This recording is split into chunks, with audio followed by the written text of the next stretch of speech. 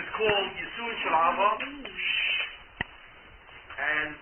sufferings that come from love is an unusual topic. It is an extraordinarily deep topic. There's very little written about it. There's very little known about it. And Rebbeinu Shalom has a tendency of keeping this topic all to himself. And it's not because Rebbeinu Shalom doesn't want us really to know about it, in the sense that he wants to hide information which is really critical for our understanding. It's much deeper than that. Far deeper than that. The Rebbeinu does not apparently want us to know a great deal about this, because if we knew a great deal about it, it would not work. That's the difference. And we will discuss that tonight.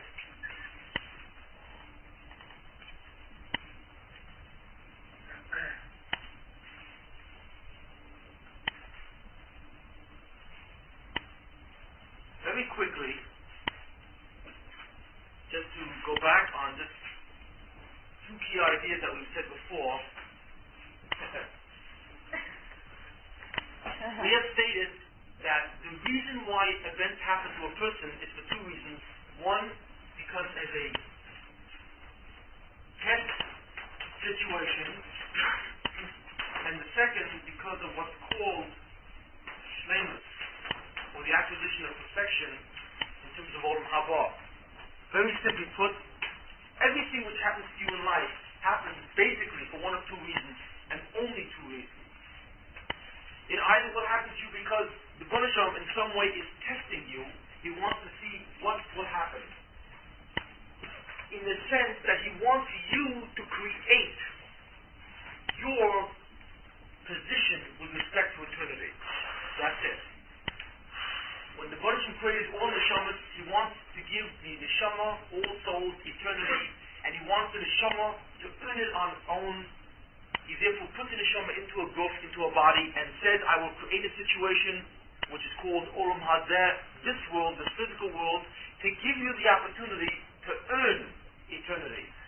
Therefore, the deeds that you do, in terms of the mitzvahs or the chatoim that you do, whether you obey the will of God or you defy the will of God, in essence, directly affect your internal existential state. And what it will do is determine whether or not you will enter into an eternal life. The Rebbeinu Shalom essentially has said, I want to give you eternal life, I want to be mated to you, I want to give you eternal goodness, but I am leaving it up to you. Because you have been created in an exalted fashion, in a fashion so that you can literally create your eternity. I want you to create it on your own. But I want you to choose life. The person therefore has the ability to either choose the eternal life, to create eternal life through his deeds. He has the ability to affect his neshama in such a way when he does a mitzvah, that it brings in that kind of light which it needs to go on for all time, eternity. In that case, the person creates eternity. Or the person has the option to annihilate himself for eternity. And the way that the Rebbeinu Shalom allows the person to do one or the other, the opportunities for choice are called nisyonos, nisayon, or test situations. Most situations in life have to do with that. Whether you're rich or you're poor, whether you're very successful or you fail, whether you're healthy or you're not, all these things in one way or another are connected with various different opportunities that the Rebbeinu Shalom has given you to give you the chance to create what will happen to you for all time. There is another reason why things happen to us, and it's called the acquisition of shleimus or perfection. And as I have explained, basically, when a person does a mitzvah, he puts himself into an existential condition which will last forever. When a person does a hate, he puts himself into an existential condition which will annihilate him forever. But since in our life we do both mitzvahs and sins together, we find that we are developing existential conditions which appear to be contradictory. Because you cannot create a condition annihilated and not last forever at all. Just disappear. How is that possible? So what the Banishim does essentially is judge the deeds that you do in the sense that he's concerned to know what you have done with your own free will. As I said once was, God does not punish you and God does not reward you. Reward and punishment are psychological terms, essentially, which you can find the parental behavior. God does not reward and punish. God simply gives you the opportunity to create or annihilate. And that's all. And he sits back, so to speak, and watches what you do. Because you are the one who runs the show, not him. That sounds like an amazing statement. That's exactly what happens. So whether or not you live or you do not live has nothing to do with God directly, only indirectly. Whether you live for eternity, whether you acquire eternal existence, or whether you annihilate yourself for eternity, has to do what you do. And that's all. God simply follows, the Banishim simply follows the consequences of your deeds. He doesn't reward you or punish you. He simply gives you what you have earned. And that is all. He is an employer, he's a direct employer, so to speak, who pays you the wages that you've earned, whatever they may be. But since it is possible in our life to do both things, both chatoim and mitzvahs, what the Banishim must establish is either one mode or the other. Either this person will exist for eternity or he will not. Can have both. And since deeds that a person does cannot lead in both directions at the same time, so then God must purify the person's existence, so that either he exists or he does not exist. So what the Banishim does is simply look at the person's minimal amount of good deeds according to a specific threshold. And he says, I see now that this person has acquired enough existential eternity, you see, or he has done enough to his existential state to acquire eternity. That's what the Banishim establishes. If you've met that minimal threshold of mitzvahs and good deeds. So then the question is, what does the Banishim do with the bad deeds? Well, that's the thing, and it's very important for you to understand this mechanism, or else you will not understand the share. And that's why one reason why I must review. We have said very basically that if you do a mitzvah, it leads to an existential condition called eternity. Okay? If you do a hate, right, it leads to an existential condition called annihilation. Both are existential conditions.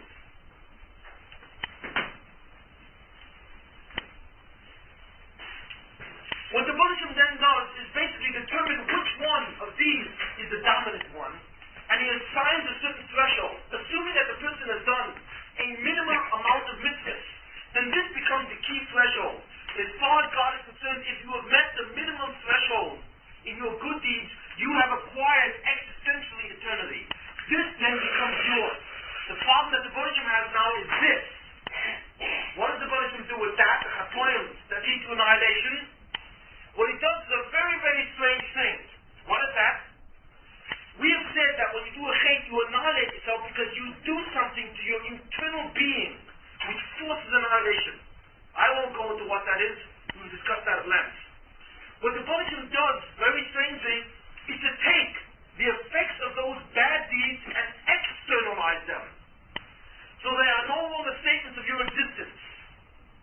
In other words, the evil deeds that you do corrupt your inner being so that your being cannot go on. What the Banishim does is take the evil consequences of your deeds and extract it from your being, and he simply places it on top of you like on your back, to use a metaphor. But it's no longer in you. It is no longer part of the subject. Rather, it is external to you and attached to you like a parasite. It becomes parasitic in nature. It doesn't undermine the being, it becomes parasitic. You see the difference? That's called externalization. Now, what does he do once he's externalized that? Once he's externalized that, what essentially happens is, that evil that you've done, which is now external and on top of you, so to speak, is parasitic. So it begins to eat at you from the outside. And as it eats at you, it causes you great pain. You see. But it cannot destroy you, because it's outside of you. So it causes you that pain. As it causes you the pain, a very strange thing happens. It slowly begins to disappear. disappear. And this is the key. In order to get rid of that evil consequence, the Buddhism externalizes it from the self, you see, so that it cannot annihilate the subject, and is now rather external to it, and then allows that external aspect, evil, to begin to come back on the person, measure for measure, exactly. And as it begins to oppress the person, as it begins to torment him, what?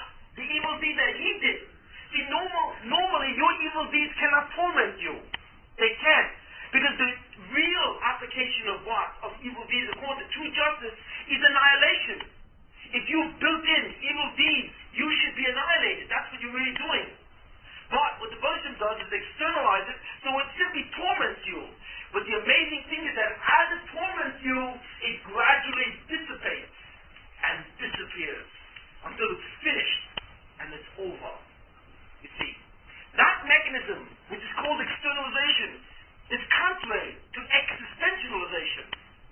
And that mechanism, which is called externalization, which allows the subject to exist in spite of the fact that he has evil deeds in his record, is the essence of God's compassion. God is a God of justice, meaning that God is concerned with what you do. Since the Buddhism says to you, everyone, you have the control of your life, you control your own destiny with respect to eternal life, I cannot interfere. That's what the Buddhism says. But what the Buddhism does do is that if you begin to create or begin to establish consequences which will annihilate you, then God says, I will interfere. And I will not let those evil consequences annihilate you. I will externalize them. I will let them torment you. And then they will disappear. And then when they're over, when it's gone, you will be free of all the evil consequences of your actions. And you will only have the existential condition which came because of the good deeds. Hence you will enter eternity totally pure. You see how that works? That's what God does to good people in order to undo the damage they've done to themselves. But what the Buddhism does also is the evil people. There are certain people who are so evil that the majority, the overwhelming majority of their deeds are evil, and they're very cruel. So therefore the Buddhism looks at their deeds and says, you have destroyed yourself, and I will not intervene. So therefore the person is judged in terms of annihilation. So this becomes his eternal condition. Non-existence. Wait, you know, evil people who have also done good deeds, haven't they? They have. So what the Buddhism does to a very evil person is externalize his good deeds. The reverse. And by externalizing the good deeds, those consequences of good deeds cannot give the person eternity, because it's outside of him. And what happens is that the good deeds that a person has done, I'm talking about evil people, the small number of good deeds that they have done, then are also parasitic, but what happens is they begin to not torment the person, but they begin to reward the person, or give them pleasures, or whatever have you, according to their levels, and their intensity, you see. And, strangely enough, as they begin to give the person good events, they slowly disappear. And as they disappear, the person is left with nothing of its good consequences. So all that remains is what? Is the evil of him, which rests inside him existentially. Hence, when Olam Haba begins, he is annihilated. But in his annihilation, he obtains purity. Now that sounds like a strange thing, because that's what Olam Haba is. Olam Haba, this world, this physical world, is a place of opportunity, but it's a place where good and bad mix. Olam Haba is a place where there is only one of two conditions. Either there is existence or there is non-existence. There is only good. There cannot be any evil, you see, at all. So therefore, what the Buddhism has to do, according to its own system, is to create a method which will purify an individual, one way or another. The good get purified of the evil through soon or suffering, and the evil get purified of the good through pleasures and great rewards in this world. That's the essential mechanism. So, the principle is very basic. According to the law of justice, the deeds that you do are existential statements about you. According to the law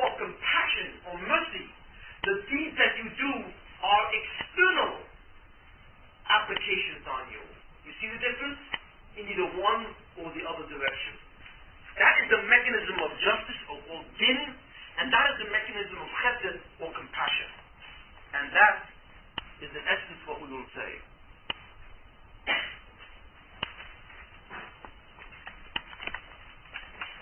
Okay, that's it. That's the end of the review. Are there any questions?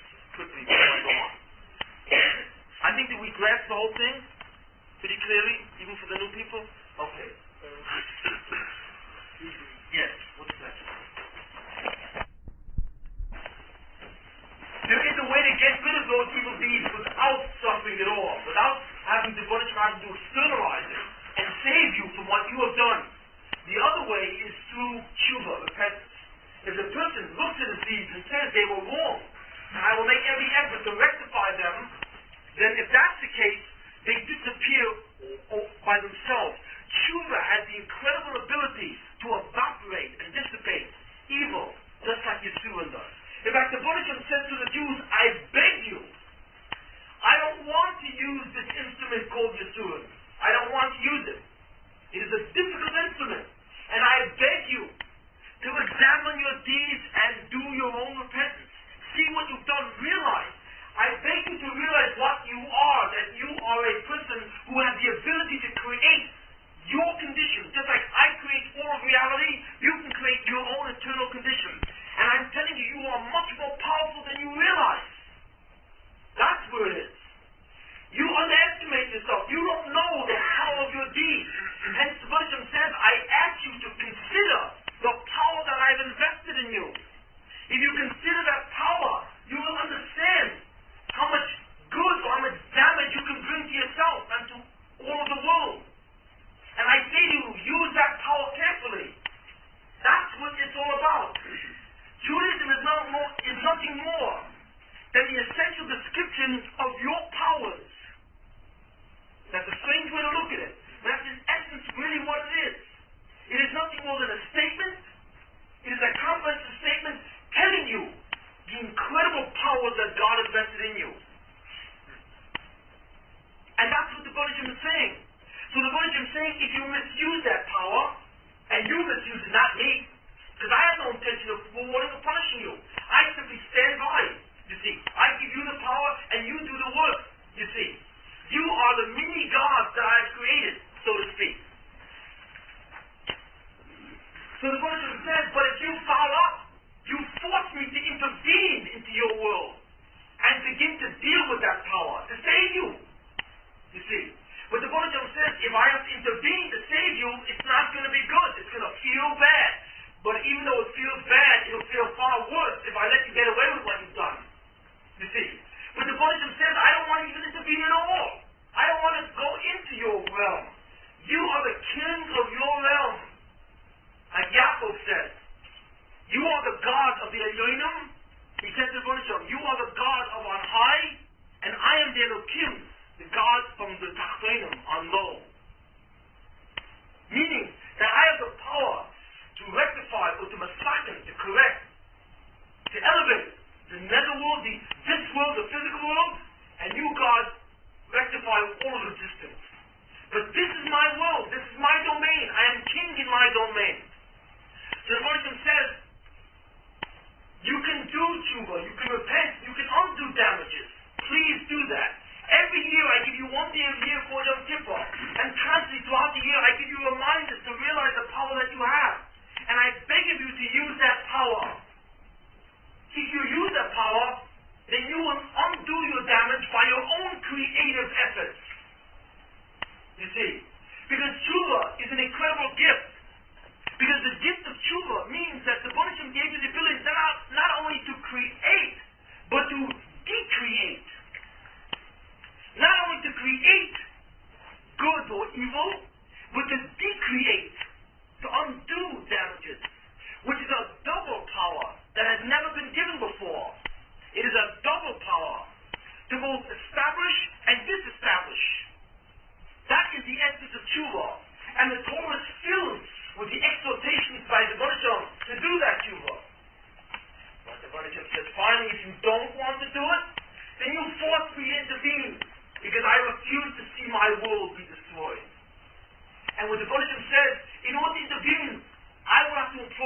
mechanisms which I must employ, and that mechanism is called externalization. But we feel it in a very bad way because we feel the pain, you see.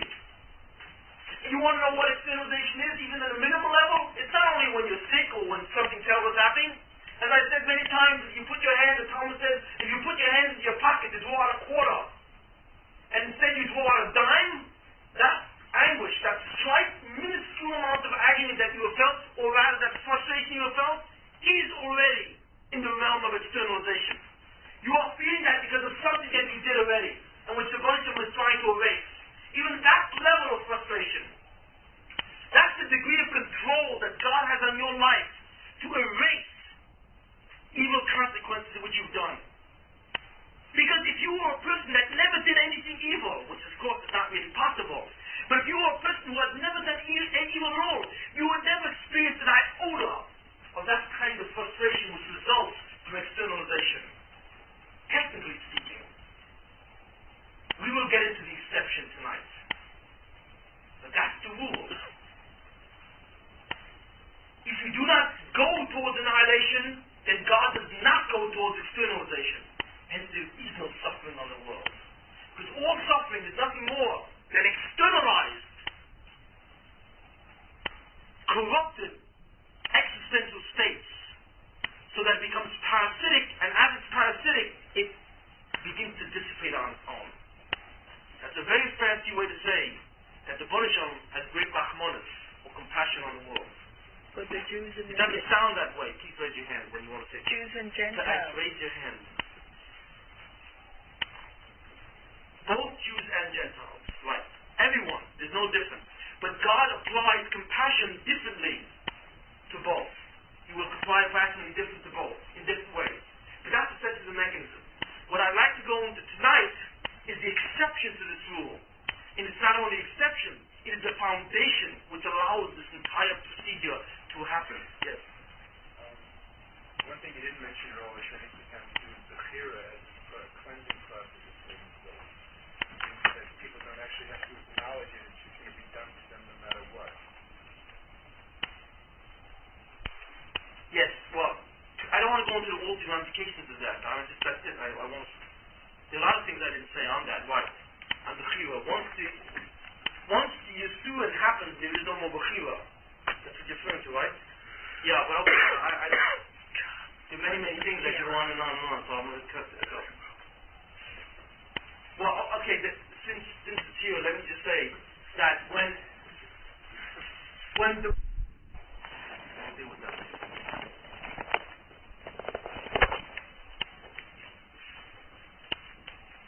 There are a class of individuals, there are certain types of individuals, you see, that go through great pain and suffering in life, even though they didn't do a stitch. You see, that's what I want to talk about. These people are the exceptions. These people are called by a number of terms. Essentially, they are tzaddikim gemurim. Tzaddikim gemurim means complete tzaddikim. They are very, very great men.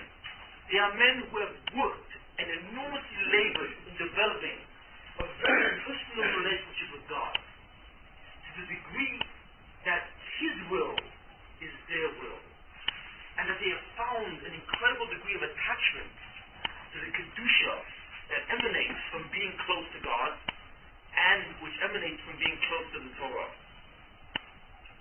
They are few and far in between.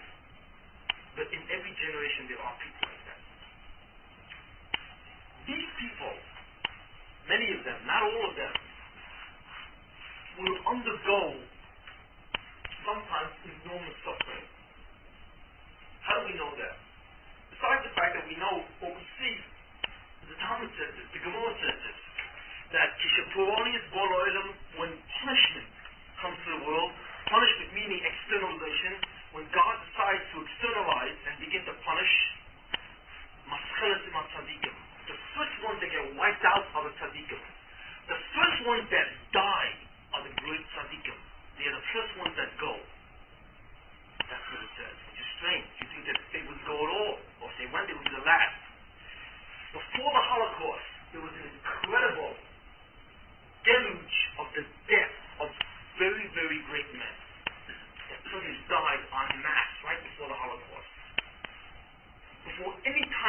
bring a very great sorrow on the Jews in order to externalize. And now we begin to understand the concept behind the suffering that Jews feel, but there's much more to that, and we'll go to that later, at a different time. So before God begins to externalize and begins to bring very traumatic events on the Jewish people because of the great evil things that they've done, and I will get it specifically to describe what I mean by evil things that they've done, like Lashon Hara and all kinds of incredible aggravation that they cause each other, hate for no reason at all, and so on and so forth. But when God decides to save them by beginning to bring some kind of traumatic event, the first ones that die are the tzaddikim. Now, one reason that people say is so they should not see the suffering of their fellow Jews. Since they have such an incredible love of fellow Jews in them, for them to see the suffering of such fellow Jews is an enormous thing. So then God, rather than sparing them from this, takes them first. But that's only one reason, and that is a superficial reason. It's a much deeper reason. The reason that they go first is because if they did not go first, no traumatic events would ever come down to the Jews. That's why. It is the death of the greatest in the Klal Yisrael, the death of the greatest among the Jews, that allows God to traumatize the Jews. Now, what am I talking about? Why would they want God to traumatize the Jews? Because, as I said before, trauma to the Jewish people is externalization. And externalization is ultimate rehabilitation. That's why. Which means that God can only externalize. He can only begin to exercise His compassion when the tzaddikim first go as sacrifices. That's in essence what happens. That's why they go first.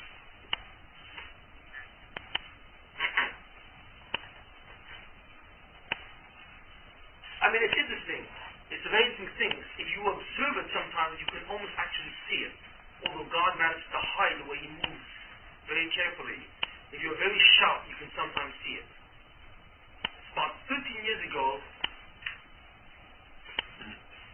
in the middle of Elul, two very great people died. Rav Eliyahu Henkin, who was one of the greatest in the entire world. He was the peer of Moshe Feinstein. He died about 13 years ago in Elul. And there was another fellow that died, another very great person who was not as well known, who was a very, very powerful person, who was the son-in-law of Moshe Feinstein, of Shizko. And they both died within a very short period of time with each other. About a week or 2 weeks later, the Yom Kippur War broke out. You see, which was a very devastating war. It was a very dangerous war for the Jews. Very dangerous. But sometimes if you observe, right before a traumatic situation, you see, strangely enough, suddenly the disappearance of very great men. Sometimes they're known to us, sometimes they're not. Now, does that mean that any tzaddik who becomes very great suddenly enters this category of becoming a sacrificial person? No. God chooses very carefully. There are many tzaddikim who are very great, who simply have nothing to do with this entire class. Because the Baruch Hashem somehow knows, when He looks into the neshama of every person, whether that person is big enough or would consent to that kind of action. The person must consent to it. The Baruch Hashem doesn't simply go to a tzaddik and say, I need you to save Klal Yisrael, to save the Jews. He does not do that. He looks into the neshama and he can see if there would be a tacit consent for that kind of activity. And if there is not, He doesn't touch that person. Now, how does God know? He doesn't actually speak to him. But the Baruch Hashem, who is the creator of all neshamas and souls, can speak to your soul when you have no conscious awareness of it. And He knows what you are in the inner sense, in your very inner fiber. And He knows which tzaddikim will consent and which one will feel it's just too much. I can't handle this. Basically, this is the prescription of how the Baruch Hashem chooses. There are other prescriptions. There are other. The other prescription has to do with the diagram we're about to show. The connection between that tzaddik and all other Jews. We will get into that in a second. Just to relate one interesting story about this situation. In the 17th century, there was a very great massacre of the Jews, the Chmielnicki pogrom by the Cossacks, who killed over 100,000 Jews in their pogroms. The Cossacks, well, it had to do with that time when Poland was separating from Russia and so on, was a very period of tremendous political turmoil, and the Cossacks overran Poland. And as they overran Poland, they went from village to village and they killed many Jews. Poland was rent asunder, and over 100,000 Jews died.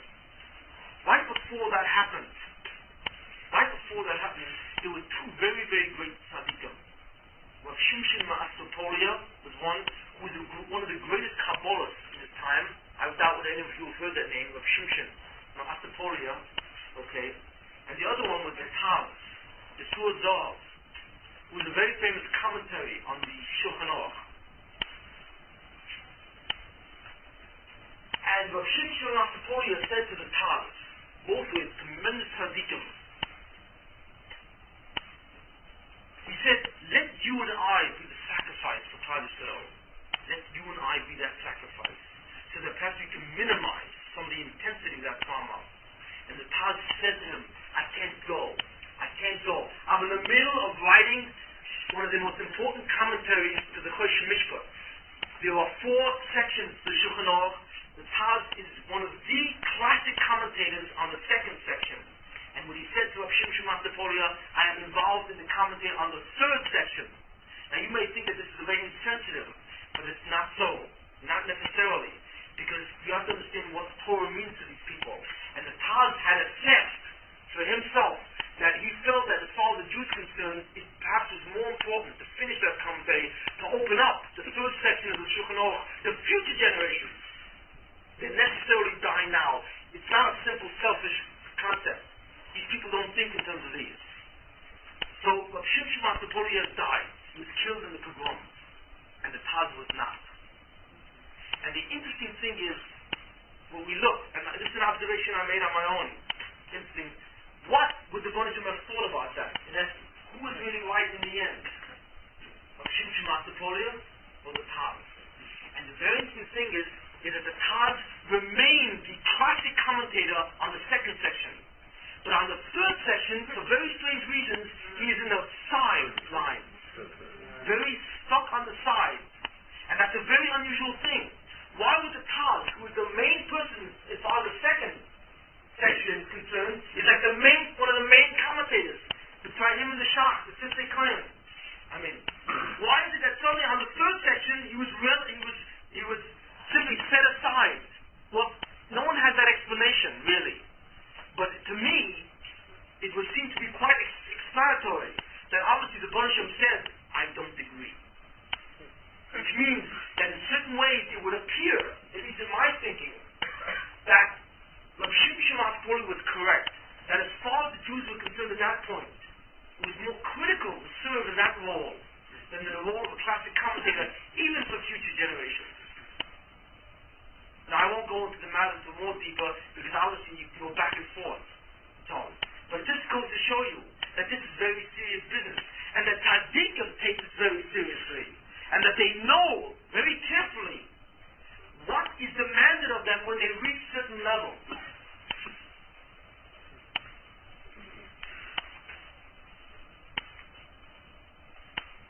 You may think, for example, for a minute, that the Taz was, even though he may have been, it appears that he may not have been correct in the judgment, you may think that he was a very small person, or he wasn't as great as it was. Just to tell you one story, there was a woman that came to the Taz, and her son, or the daughter, I don't know which one, was dying. Some terrible illness. And she came to the Taz, and she said, Rabbi, Rebbe, can you give me a bracha, a blessing, that my child should live? And he said to her like this, he says, I have just sat and learned a page of the Talmud. I learned one piece of that Talmud called a certain section, the Tosfos, and I have worked on it. Incredible amount of energy and concentration. And what I do is I say to you, all the work that I have put in, the reward, or what, the life that I have brought from that, let that go to you to shield your son from any accusation against him. And the son miraculously lived. So don't think for a minute that learning or the Taz was a small person, you see, or what the measure of learning is. It's not that simple. These people knew full well the power of the light that they brought down through their learning. sense of the Taz. You see, to realize that we really are not in a position to judge. I'm only bringing you the story to show you what the essential discussion of two giants with respect to the principle that we are discussing here. How does it work? How does this work? Why does God demand this from tzaddikim? Why? And he not only sometimes demands their lives, many times he simply demands their health. Suddenly, they become ill. They become sick for years, and so on. And they don't deserve it. You see, well, there are a lot of people who get sick, but there's a difference. These people are pure. There's nothing in their existential condition that would necessitate externalization. That's the point. The point is, where is their suffering coming from? If they are tzaddikim, what's being externalized from their neshama? Nothing. You see what I'm saying? That's the depth of it. Because there is nothing in their existential condition which is demanding externalization. God doesn't have to save them. Because they've done themselves, they've saved themselves. So where is this pain coming from them? The pain of what? The pain of some sickness, or the pain of sorrows, or what? Troubles, or the pain with children, or with wives, or with families. Where is it all coming to them from? From what? The answer is it's not coming from within their what? Within their innermost being. It's not coming from the essence of their existence. It's not being externalized from within. Where is it coming from? The answer is coming from without. But why? How does that work? We have a diagram here. Here you have the tzaddik, who is the candidate for this particular kind of event. Here you have three Jews, okay, who unfortunately are essentially have done a great number of chatoim, sins, transgressions. Now this tzaddik, by virtue of his deeds, and by virtue of what? Of his level, interconnects with these Jews. As I told you, all neshamas were once part of Adam Rishon, the first man, and it's all interconnected. When Adam did the sin, his one neshama, which was the super soul, used to contain all the souls that were ever created from then on. Because essentially, when Adam sinned, his soul was fragmented. And as it was fragmented, all the people that now are found on the population of the earth must do what he failed to do. But we were all once part of Adam Rishon, part of the first man. So in that intricate network, this tzaddik is related to many, many Jews, just like all of you are interconnected. You don't realize it. The people that you connect with in your life, the people that you help out, the people that you socially become involved with are neshamas, which in many ways are connected to you through that ultimate super soul. You don't know this, because you look like you're another person. But that neshama could have been your next door neighbor, if I may use a metaphor, within the entire structure called the neshama of Adam Rishon. And that's why you come into contact. Most of the people you will meet in your life were in some way connected in the neighborhood of the structure, that structural part of Adam Rishon. Sometimes you will go out of it, but many times, most times, you will meet someone within the confines. And this tzaddik is related to other neshamas. Now we got a big problem here. What's our problem? This tzaddik is pure. His exact existential condition is fine. Theirs are terrible. You see, what it is they have evil consequences which we should label as Eve. In their self, within their existence, they have the evil consequences of their deeds, which attempt the fourth aspect of annihilation. You see.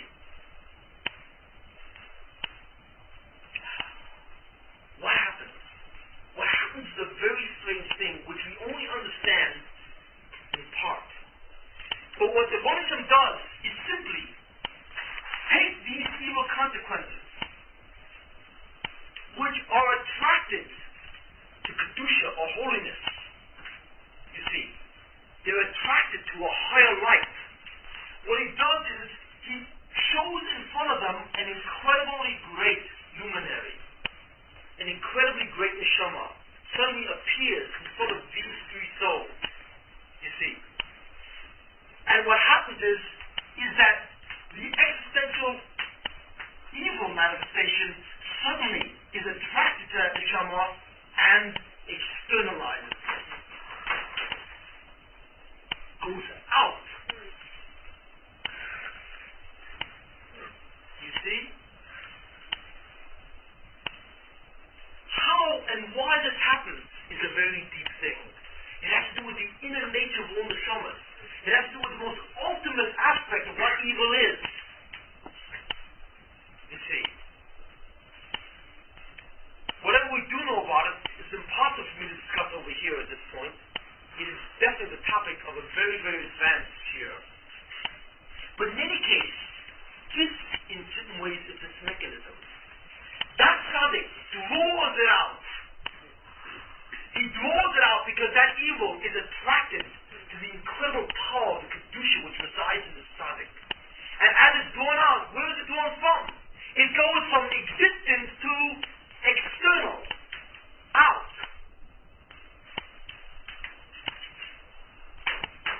Once it remains out, it then turns around parasitically on the individual, you see, and at the same time can also affect that tzaddik. You see, in order to draw it out, it is allowed to begin to externalize on that tzaddik, so to speak, and begin to affect him. But it's not coming from him, because there's nothing in him. There's nothing going out in this direction because there's nothing inside. It's all coming from others, from other neshamas. They're drawn to this neshama, and as they're drawn, they are allowed to begin to act on that.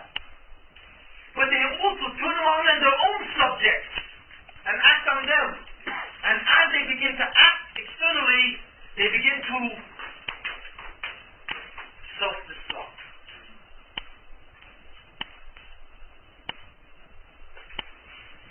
It is an amazing mechanism.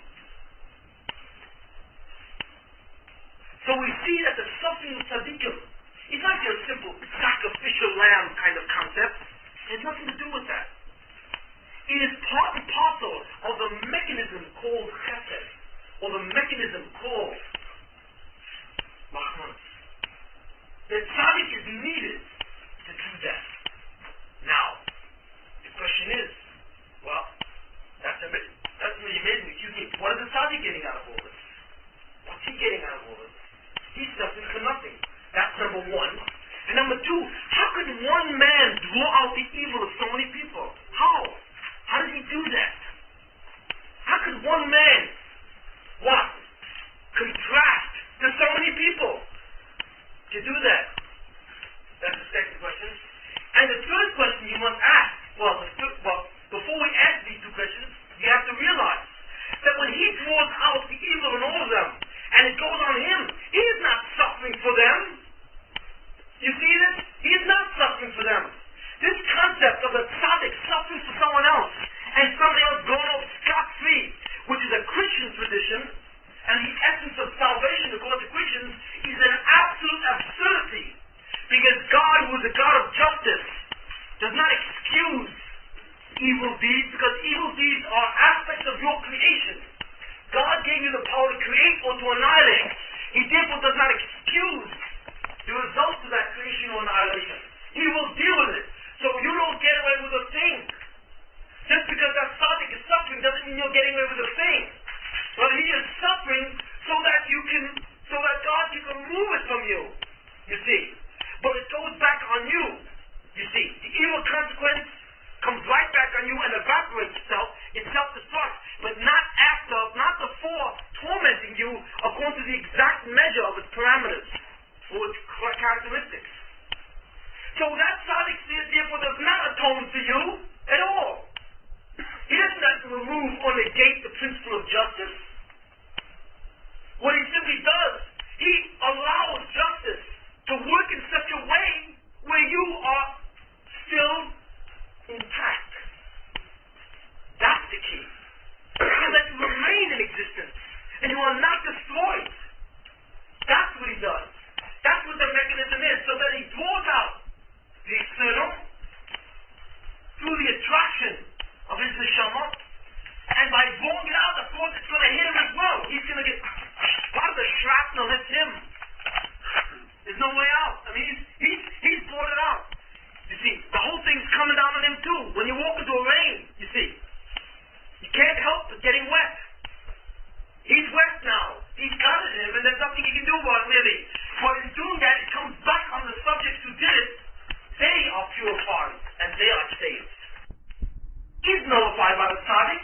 Is the capacity for your consequences to come back and haunt you and destroy you in the process. That is nullified. And that's how the world is exonerated, and that's how the world is saved. So the essence of the tzaddik is not only to atone, but to atone in the sense that what comes out of his deed is called kiyum. Kiyum means existence, sustenance, or maintenance. The sufferings of a tzaddik allow the world to go on. It allows the world to survive. That's the essence.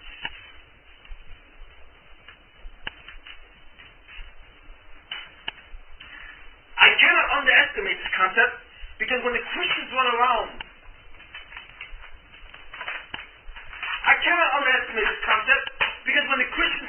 and they tell you, wait a minute, this concept of a person being a sacrifice for someone else, which we, of course, they maintain Jesus was.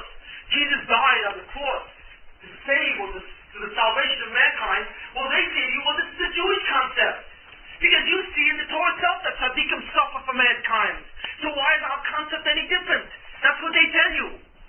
And the truth of the matter is, it is extremely difficult to answer them on that way. You see, the whole best thing you can say is, well, the tzaddikim who suffered for the Jews were tzaddikim, not people like Jesus who attempted to take people astray. But you cannot really negate their principle because you don't know how to do that. I have just given you the ammunition. Because essentially, a tzaddik does not save anyone. Really. He doesn't save anyone from the dispensation of justice. A tzaddik just simply saves what? He saves the world so that it continue to go on. But the evil gets repaid and the good gets repaid. Justice is continuing. You see, it is hallowed. It is not touched. But the ability of justice to annihilate individuals, that is what is altered. And that is the essence of God's compassion. So this is the mechanism. Now, in terms of the other questions that I asked,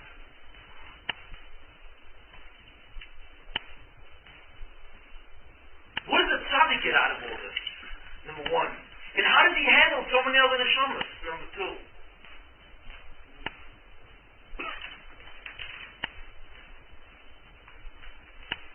What about the issue of justice? Why did he get hurt? Right.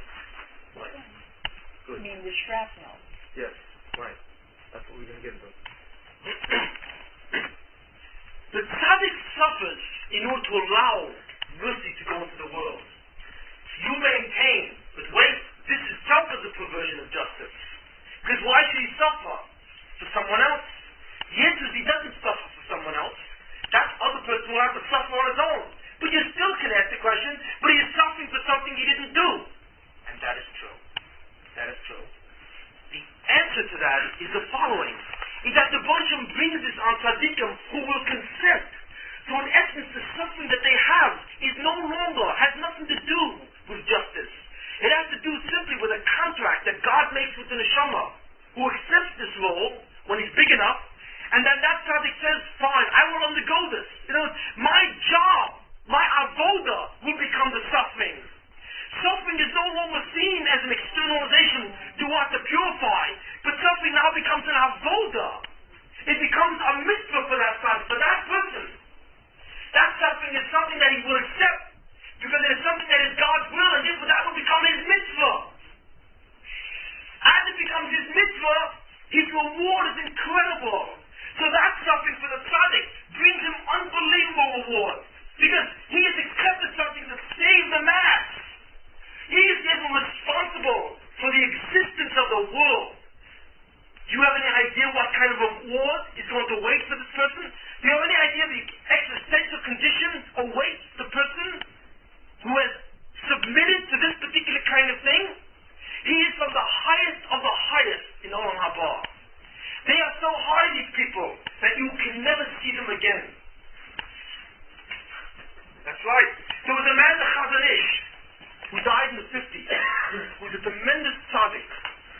he suffered in different ways that I don't want to go into.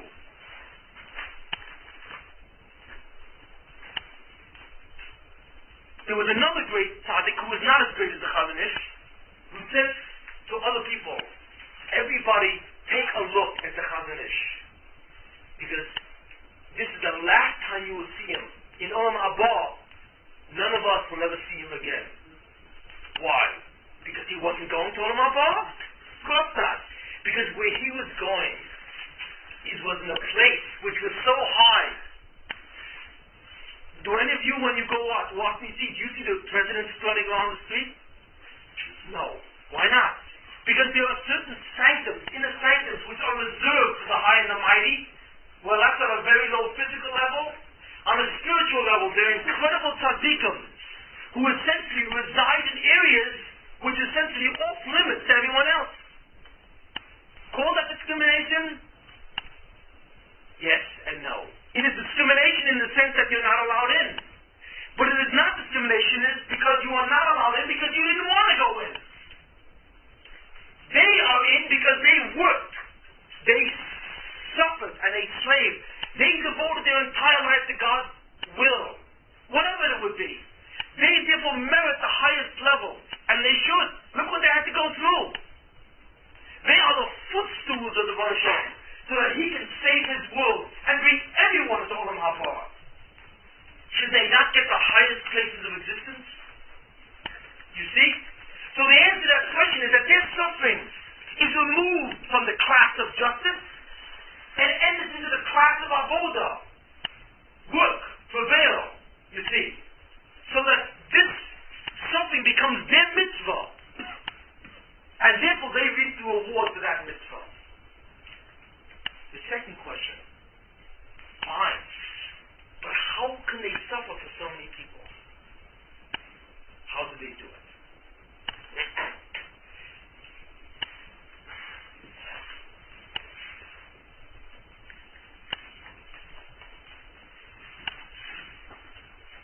The Ramchal hints at the reason for this. It's the only place I've ever seen it that hints at this reason.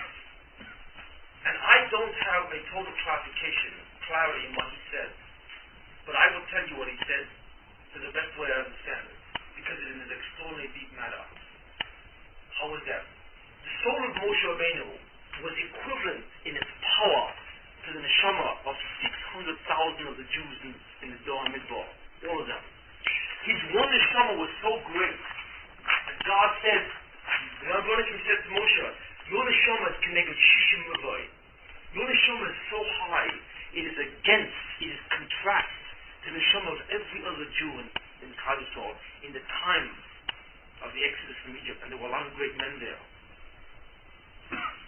What happens is, the neshama of a tzaddik to begin with has to be very great. So automatically, it is already much greater than many neshamas, just by virtue of its condition. That's one part of the answer. But the other part of the answer is not only the specific, the status, the existential status or power of the neshama involved with respect to other Jews. It's something deeper than that. It has to do with the following, is that even though how much evil is needed to externalize from a lot of people? That's the question. This is the question. And here lies the answer. Not much. In other words, to externalize the evil of thousands and thousands of Jews, all you need is one great tzaddik. Because all that tzaddik is doing is not getting rid of the evil. He's not taking on his back the evil of all these thousands of people. That's absurd. He's simply externalizing it. So all he has to do is be a magnet. That's all. He's got to be a powerful enough magnet to draw it out. Once it's drawn out, then that evil goes back on those people. You see, parasitically, and then what? Annihilates itself. But all he has to do is draw it out is totally different than to atone. And to draw it out, it does not have to be that powerful. Therefore, one man who can externalize, can serve as a magnet for thousands and thousands of Jews, because how big his neshama is, and because the necessity to externalize is not as heavy as to atone. If he had to atone for this, if he had to bear the burden of all these people, so that these evil consequences doesn't even turn around, that would be impossible. Because how can one man take the suffering of thousands and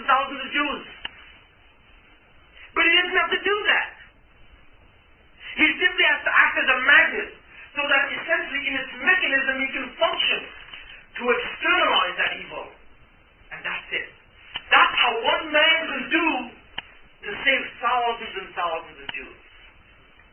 Do we see? That is its concept. This is an awesomely powerful mechanism.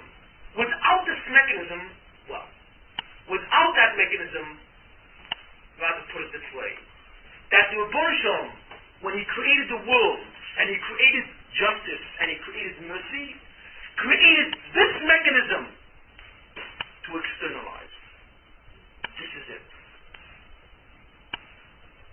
That's how it's done.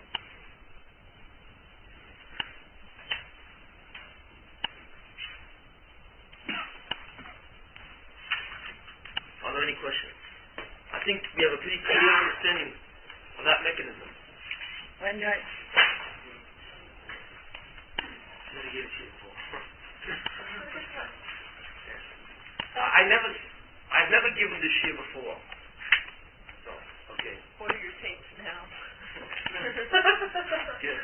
I have two questions. One, I still don't understand why in the drawing out of the evil that it has to land in some sense also on the tzaddik so that he suffers. In other words, if the evil is drawn out by the kedusha of the tzaddik and it boomerangs back on the subject, why does the tzaddik need to suffer? Is that in accordance with din in some sense? No. Well, is that a mishpat kind of like you can't get that good without a certain? I don't understand what the principle is. okay.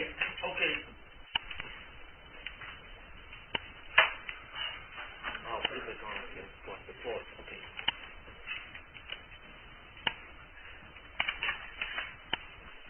There's one thing I would like to mention by virtue of a question, which is an important point that she's saying.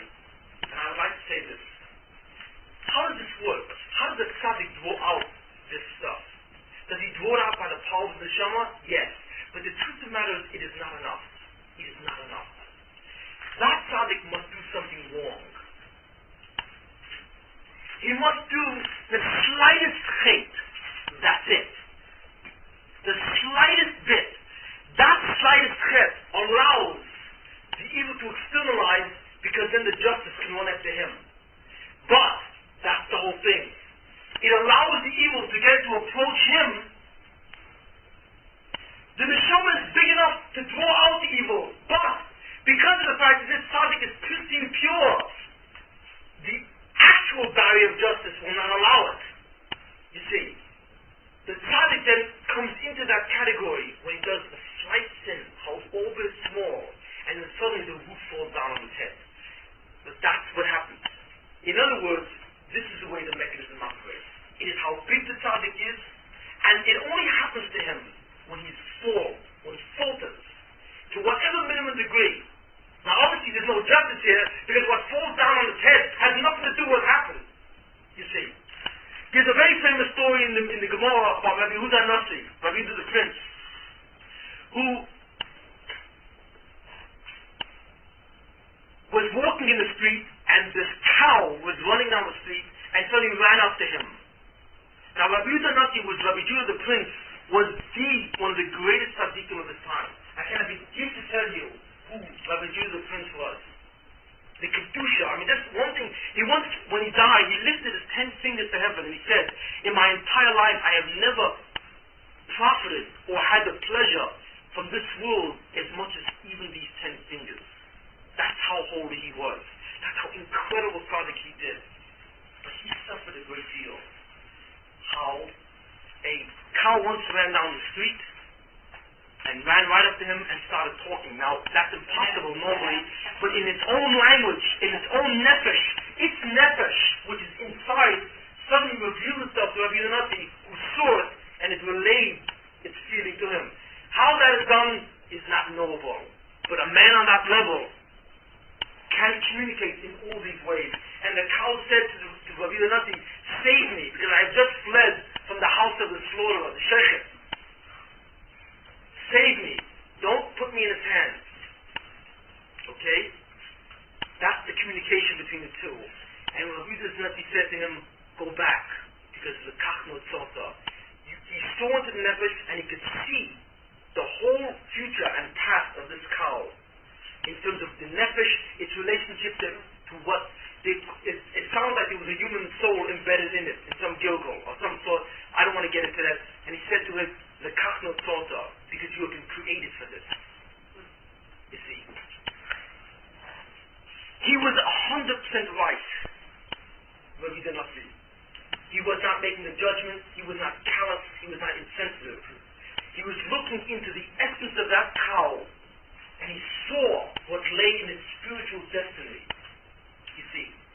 But because of the fact, maybe the way he said it, the tone, or whatever the situation is, because he demonstrated a certain amount of insensitivity to an animal that begged him for mercy, he suddenly was smitten with a toothache, or something that lasted for 7 years of incredible intensity. Non-stop.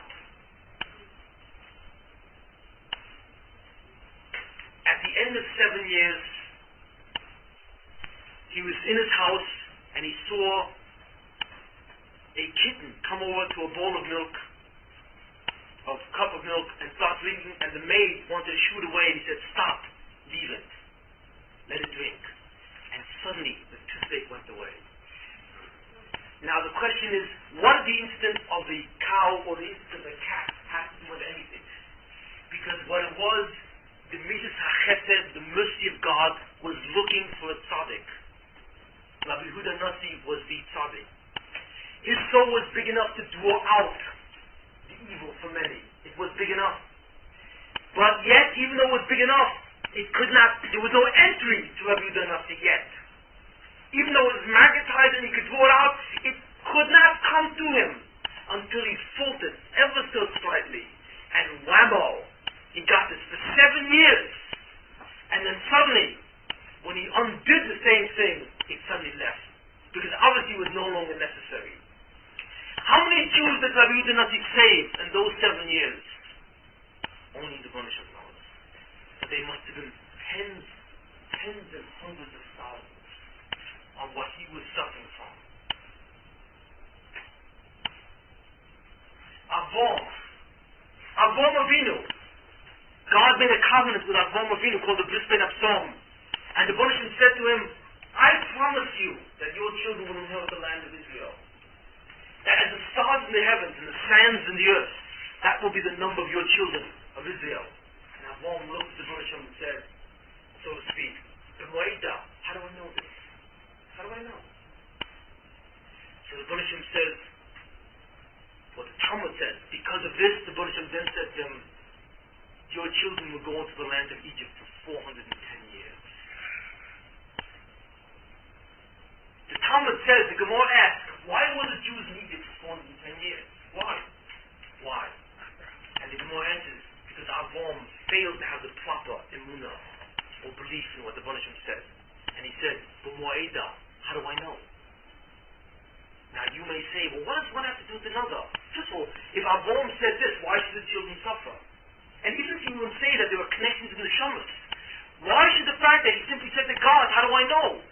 Why should that entail the fact that people should suffer in Egypt for 410 years? Or 200, actually it was 400 years, it was 210 years of actually one Egypt. Obviously one has nothing to do with the other. And the truth of the matter is, that obviously is not the reason. The Jews were in Egypt for 200 years for an entirely different reason, which I will discuss with you on Pesach. But, in order for the Rebbeinu Shalom to bring that out, in order to do that, he needed the Pesach, he needed the entry. And that entry was Avraham's question, "B'moeda, how do I know?" But you may say, well, how can Avraham say, "How do I know"? Avraham Avinu was such an incredible tzaddik who fought the entire world to believe in God. How did he then turn around and say to God, "How do I know"? Because the truth of the matter is, Avraham was 100% right. Because he turned around to God and says, "What do you mean you're guaranteeing me that what? You're guaranteeing me that my children what? Are going to go into Israel? How can you make such a guarantee? What happens if they start doing sins? What guarantee is there against the law of justice? What guarantee is there that what? That they will not annihilate the thing, just like everyone else in the world did?" That was his question. And that made a lot of sense. Because Avraham said, "Wait a minute, why are you coming to me and making me these promises?" Because obviously everyone else in the world failed to do it. If you remember from the Shir of Goyim. Everyone in the world failed to do what they're supposed to do, so God therefore decided that they will not be involved in Olam Haba. So that's why you're coming to me, because they failed. So the question is, why am I any better? Why is my children better? Who says that my children won't wind up where everyone else wound up? That is an excellent question. And that was the question that allowed God entry into the 200 years in Egypt. Because still, even though the question is 100% logical, when the Bosom just gets finished with you and saying, I guarantee you that you will what? Your children will inherit the land of Israel, you don't turn around right away and say, how do I know? You can be 1,000% right. You can have evidence the size of an entire file. But you do not turn around to God and say, the Mo'ida, prove it. But with respect to Avon, that was enough. Instant entry. That was it. Let's go on to one of the greatest examples of this principle. One of the most outstanding examples in all of history. It's very well known. The 10 martyrs of the Jewish people. In the time of Hadrian the Emperor, okay, he called in front of him several of the greatest leading Jews. One of them was Rabbi Shmuel, the high priest of Israel, Rabbi Shmuel Kohen Gadol. And he called in front of them and he says, I want to ask you a question, which is very pertinent to this week. Joseph, wasn't he sold by his brothers in Egypt? To Egypt? Yes. Isn't it true that the Torah says those signals in the 10 Commandments, thou shalt not steal, which refers to kidnapping? He said, yes. So he said to him, well, whatever happened to those brothers? Aren't they obligated to die? Aren't you obligated to die if you kidnap another soul? Isn't that the Jewish law? So Rabbi Shmuel said, yes. So he said, so whatever happened to them? Did they die? Rabbi Shmuel said, no. So Hadrian said, then I will take the 10 greatest tzaddikim in Israel, and you will die in their stead. So off they went. Rabbi Shmuel, Rabbi Shimon Gamliel, Rav Chutzpis, Hanina ben Trajan, Rabbi Sheva, Yehuda Mebova, Yehuda Medoma, the greatest of the luminaries of Israel went. And they all died terribly at the hand of the Romans. And the last, almost the last, to die was Rabbi Akiva, who died on the stake as they were tearing off the skin. He was the last one to die, you see, for the deed that the brothers did on Joseph. Now, I don't want to go into the depths of this. This is inordinately deep, what this means. But let me just explain to you what happened. Rabbi Shmuel heard this from Hadrian, and he says, what? What kind of stuff is this? So Rabbi Shmuel went, and he used the divine names, these Kabbalistic powers, and he ascended into heaven. And he asked the Malachim, who were in charge of the din, because we won't get into the full thing, and he said, is this true? Or is this another prank from Hadrian? Now, you think for 1 minute, if it was a prank from Hadrian, you think that the might of the Roman Empire could have killed these 10 tzaddikim? No way. When Yehuda came into Egypt, and he looked at what he thought was the prime minister of Egypt, who was really Joseph, and he didn't know, and he said to the person, I insist that you give me back Binyamin, my brother. And Joseph said, I will not, because he was caught stealing a cup and this and that. Yehuda said, you think so? Then I and my 11 brothers will reduce Egypt to ash. Now, you think they will do it? 100%. Because the power invested in those 12 was supernatural. And with what they knew, they could easily have done it. You see. It is the same thing. These 10 tzaddikim, if it was not from the decree of God, Rome would never have the power, no matter how many Roman hordes come after them. Because these 10 tzaddikim were privy to the highest of all mysteries, and there is no manner, shape, or form which a human force could overcome them if it is not the decree of God.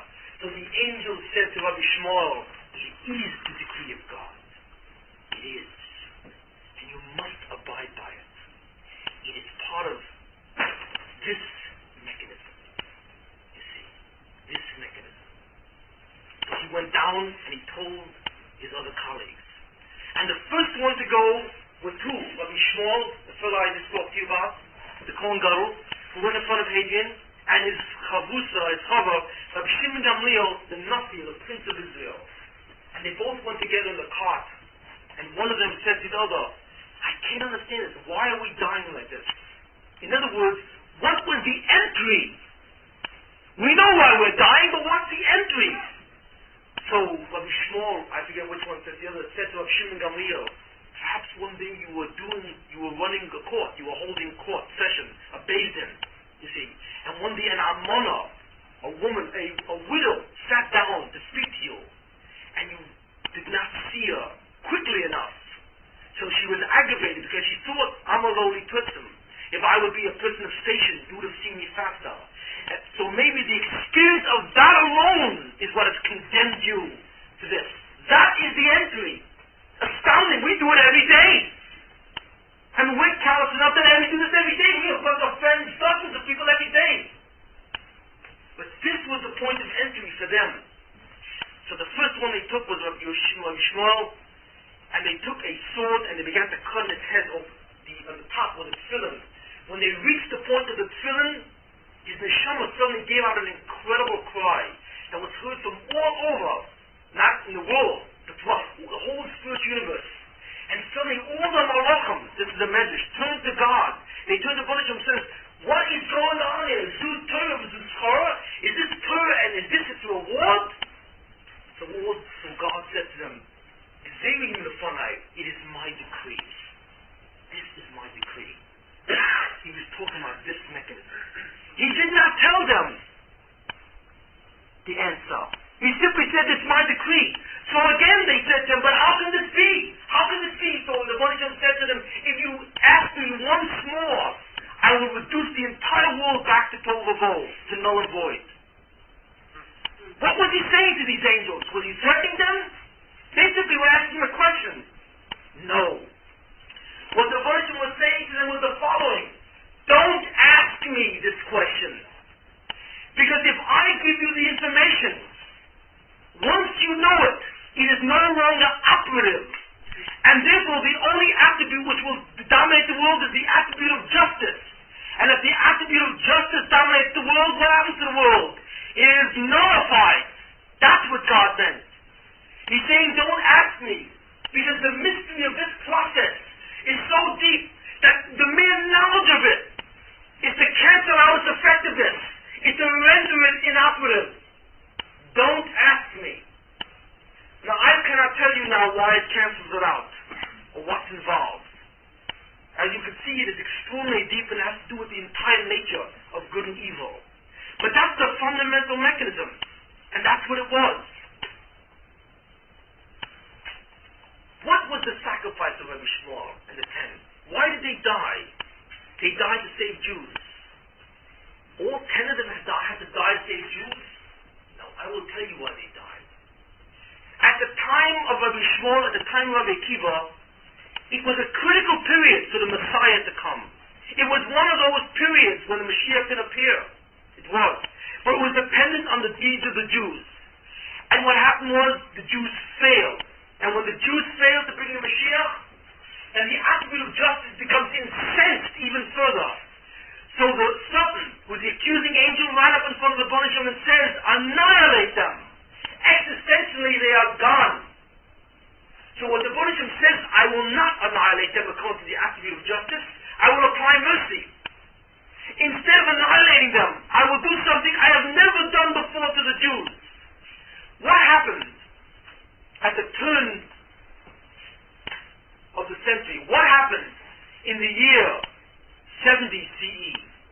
What happened in the year 70 CE and the next 150 years after that? The Romans destroyed the Beis Hamikdash, the second one, and the Jews went out into the Gullus. It was the beginning of the exile. Until that point in time, the Jews always resided in Israel. That was the first moment of the exile. These 10 men died so that the Jews can go on for the next 2,000 years and survive in exile. fight of that mechanism. So that the Golos, so that the Jews can live in exile. Because if they didn't live in exile, if they didn't suffer from what? From the residents in exile, they would have had to have been annihilated. So rather than do that, the Baruch Hashem says, let's send them the Golos. Let's tear them away from Eretz Israel and send them among the nations of the world for the next 2,000 years. But I need a mechanism. I need a mechanism to do it. What is that mechanism? Tzaddikim. We must find the Tzaddikim. These 10. They were the Tzaddikim who allowed the principle of Golos to ensue for the first time.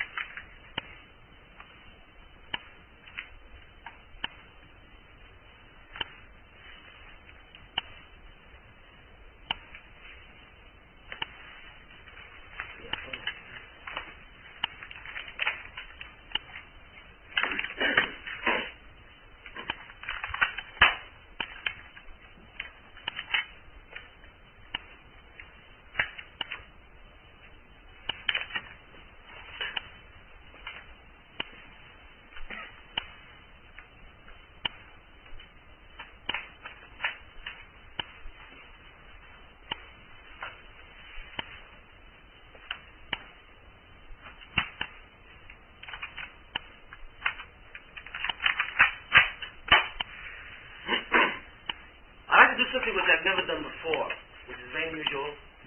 I'd like to play you a piece of music. Okay? Someone on candlestick. When I stand up here, I attempt to give you the conceptual understanding of what's going on. But sometimes I deceive, and sometimes I fail to give you the feel of what's going on. And there is a certain song that was sang a long time ago by a very great chazan, which is a story about Rabbi Shmuel, who I just described, going up into heaven and asking this question. Okay? And the song describes the answer and the resulting fact that he goes down and he tells his Chaverim. This song is the greatest piece ever written by this Chazan, who is one of the greatest Chazanim that ever lived. He died, I think, in the 40s. His name was Zaval Kvarton. Yes. And the name of the song is V'ti Rabbi Shmuel. I don't know how many people have ever heard this kind of music before. It is very different. For people who have not heard it, it is a very traumatic piece right away. So you'll have to bear with me. But this music captures the feeling of the story I have just told you with all its implications. Okay? Are you all ready? You should interpret the words. What's that? You should interpret the words so they should be able to... They know the story. I can't tell the actor what you... Calculations of the meaning of internal rules of the music. Okay, I will try and do that, but we'll send it.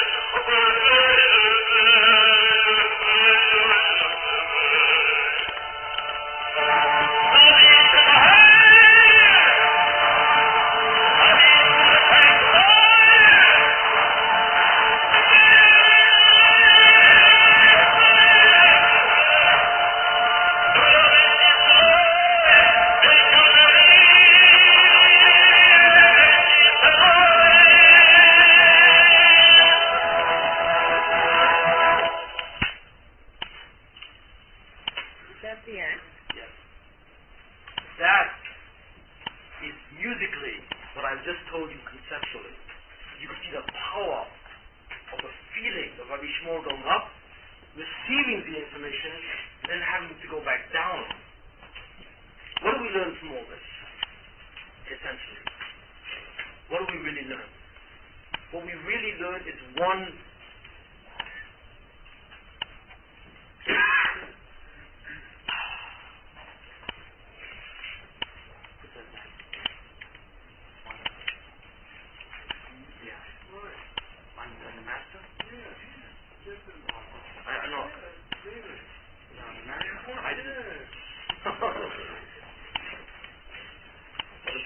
shut off the middle.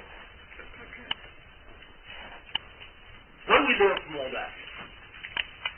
In essence, what do we really learn from all this? What we learn from this is really one critical idea, and the idea of what it means to be man.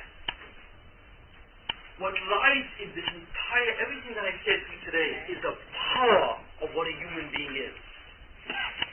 It tells us what God must do to save the world, to the length, to the extent that He must do to see to it that the world is not destroyed, and the mechanisms in which He must employ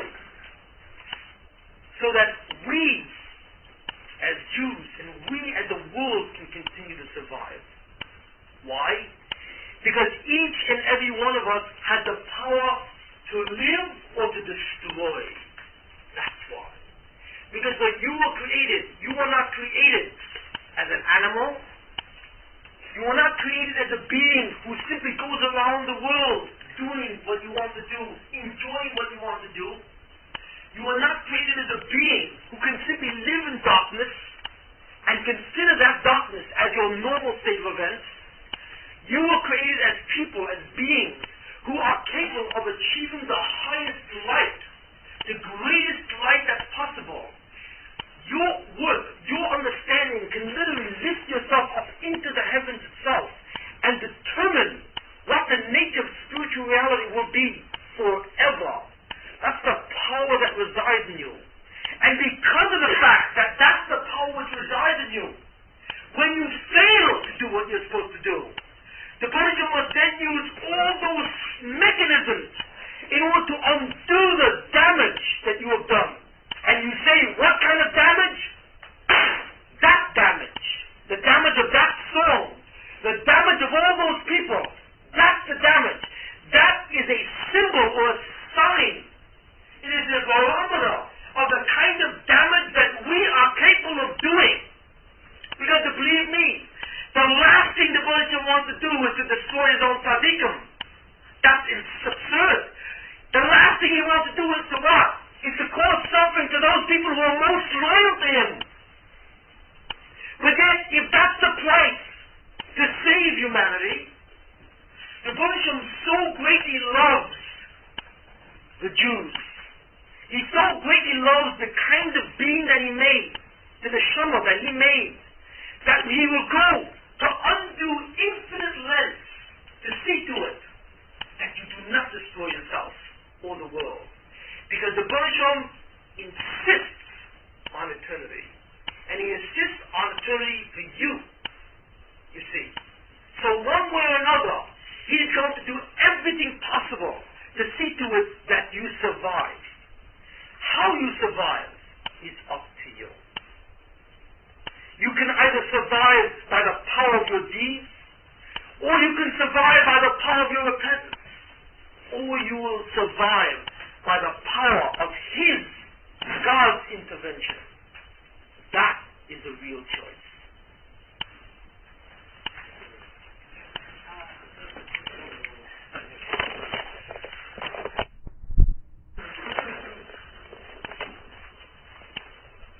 The voice of Yotzer Lewozabad is the personification of the Jews in exile. And you'll hear the voice, you'll see exactly what I mean. Okay.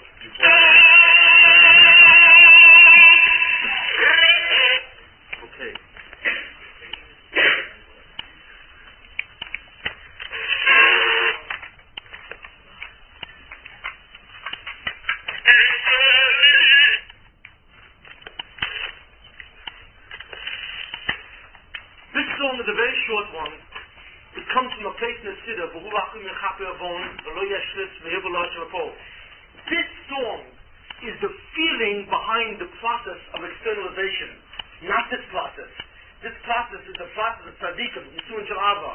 But the process where God externalizes the pain, right, the suffering, so that He can shower mercy, this song is that. So it's an incredibly beseeching song.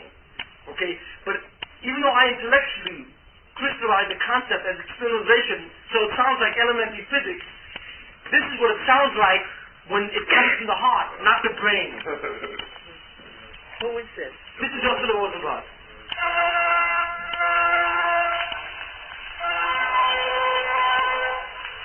The record comes in the 20s, 1920s.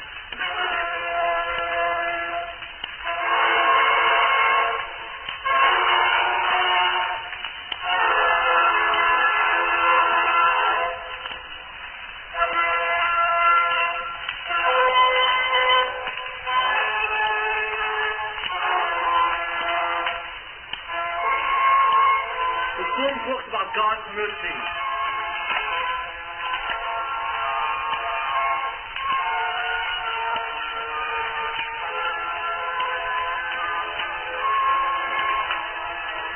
Okay, here it goes.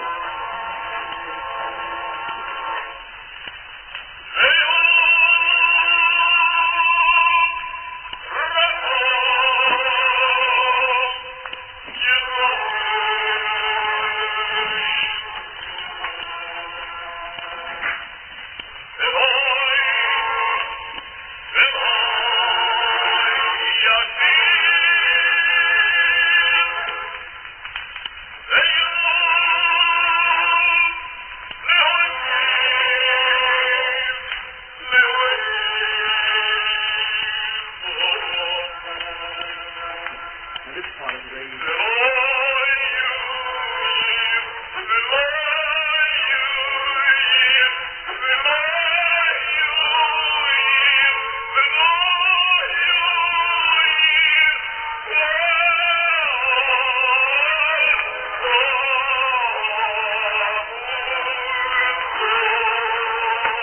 get that Jewish crest in the voice.